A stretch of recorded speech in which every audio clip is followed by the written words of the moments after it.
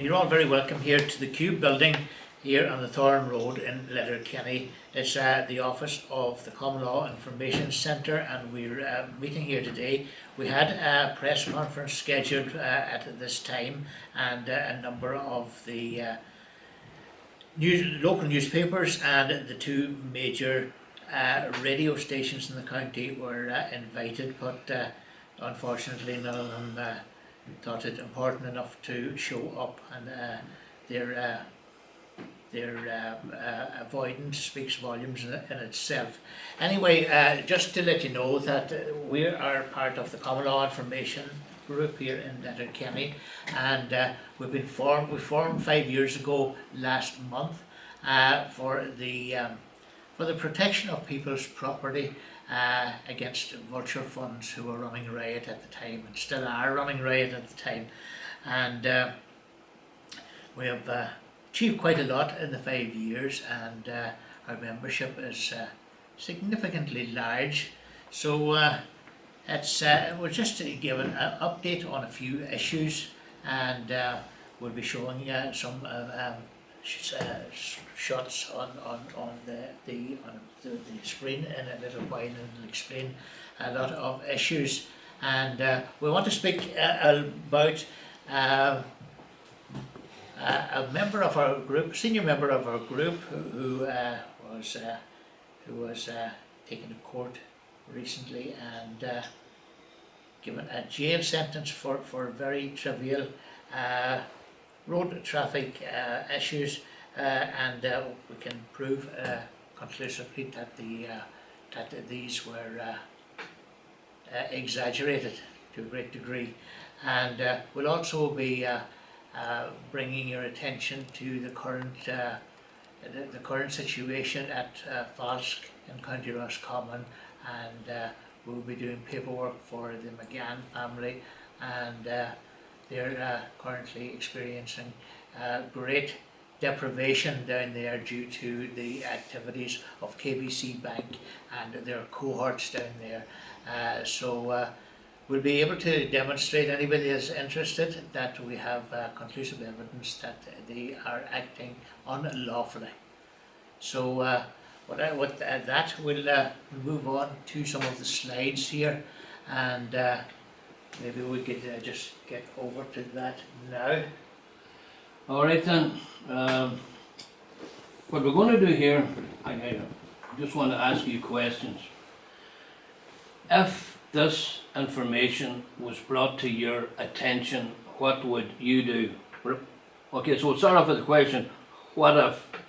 Right, the first question is, if you saw this happening, what would you do?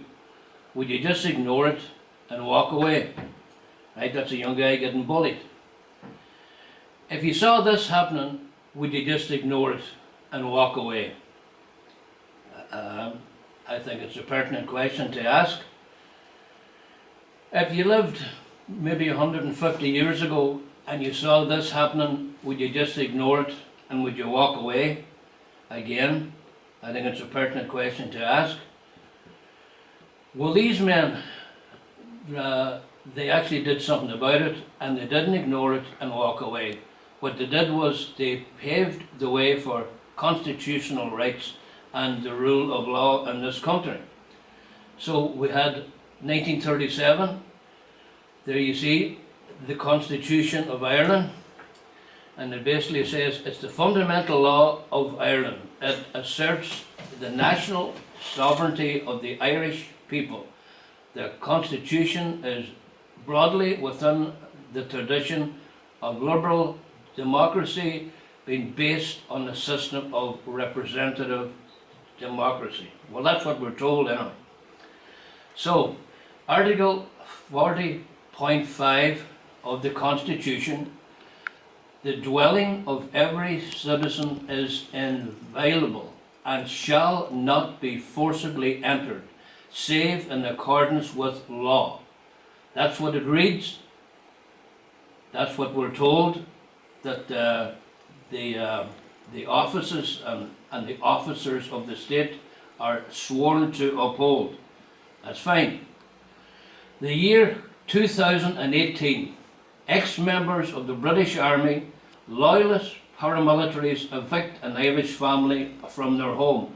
What the hell just happened? What if I told you these thugs had no license to evict anybody, were found guilty and fined by the state, but have since acquired a license to do this again and again? Would you walk away? What would you do?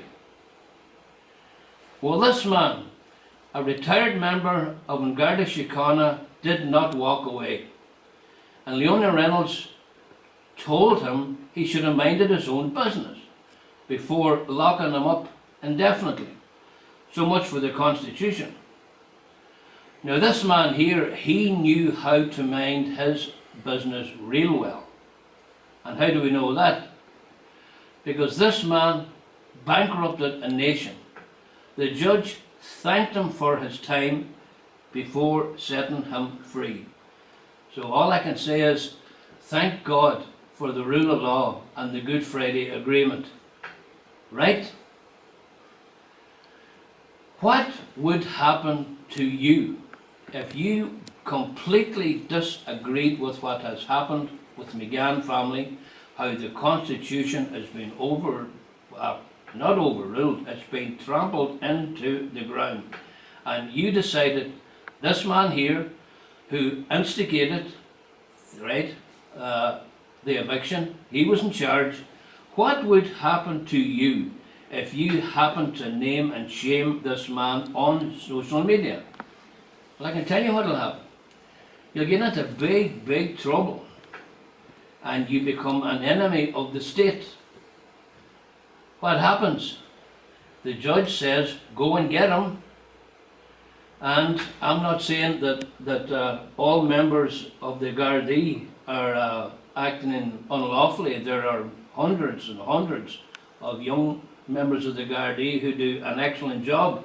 But unfortunately, this happens. And what happens then? And you thought you had rights.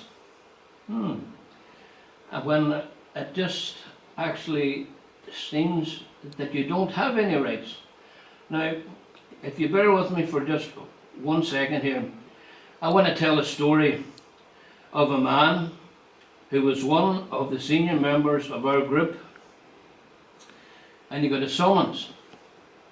Now, these are two different stories, but you'll see at the end of it, they both are part of the same story, really. Okay, this is a summons here now. This is for this right here, we go here. So the details of the accused. Now, in a different video, I'm going to show you that this language here is not what you think it is, but for the purposes of this presentation today, we'll just move on for the minute. So, what was he accused of? Well, the date was when the application was made, and here's what they're accusing him of. That on the 29th of August 2018, at around about here in the town, he was, they said he was driving of a mechanically propelled vehicle, and he held a mobile phone. So, if you hold a mobile phone in your hand, well, that's enough to get you into serious trouble in this country with the court service. So, what happened? Well, when all was said and done, here's what happened. If I can get the one that I'm looking for here. I do see that. That's a different one. Sorry. No, here we go here. This is what happened. And there's the man himself there, and they say, jail for man who demanded 1 million to appear in court. That's fine.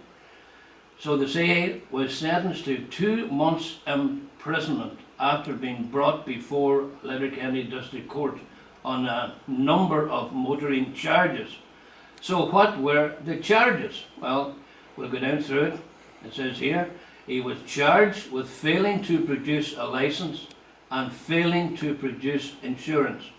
Now I'm just going to stop now for 1 second and ask if you listen to this, right?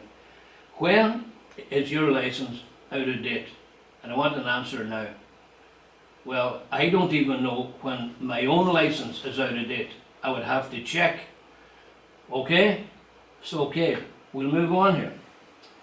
So the detective, or the guard, or whatever you want to call him, now this here is an arrest that has happened a year after the court case about the driver's license. Now let me explain here. This arrest was at the behest of the man I showed you in the video who organised the eviction of the McGann family. And he went and he told the cops that this man here had threatened him on social media. Well, it took the guards 1 hour to decide the whole thing was a load of rubbish. But all of a sudden, this old case, this old summons became alive again, and they dragged this man into the court again. So, this man told Judge Paul Kelly if he had to go back into court again because he attended court on the day he was asked to attend, I can do an affidavit as a witness. I was there, but here now he's been accused of not showing up at the case. They said he had no insurance, and that's why he was sent to jail for, he didn't show his license, insurance certificate, and they said the license which had been submitted did not cover the date of the offences. This man's license was out of date by a few weeks. Does that mean he wasn't insured? That's the question. The only thing the judge could send him to jail for no insurance is if he was positive sure that this man's insurance didn't cover him. Well, let's see. This is a motor insurance policy here now. Alright, so here we go here now.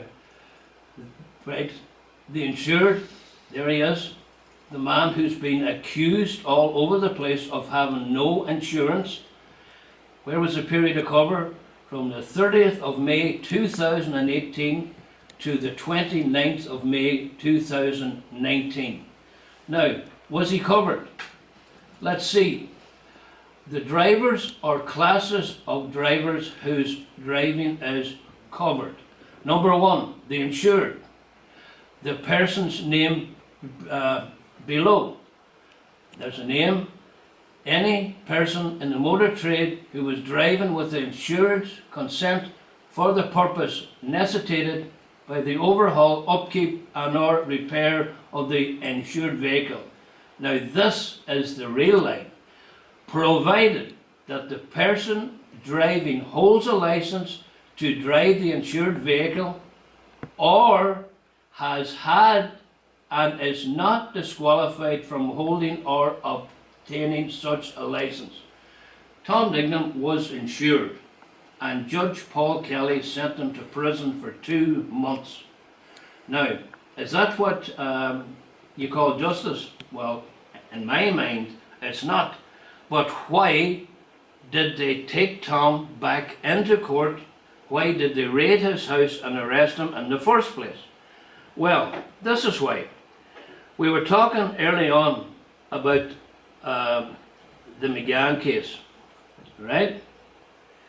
And this here now, right, you can go onto the High Court search yourself. You just have to type in the case number, and you go up here to up to filings. Now this is all of the paperwork that was filed in the McGann case here now. Now, this guy here is a representative of the bank. He had no problem having his affidavit lodged into the facts of the case. But this is another guy from the bank. What's wrong? She's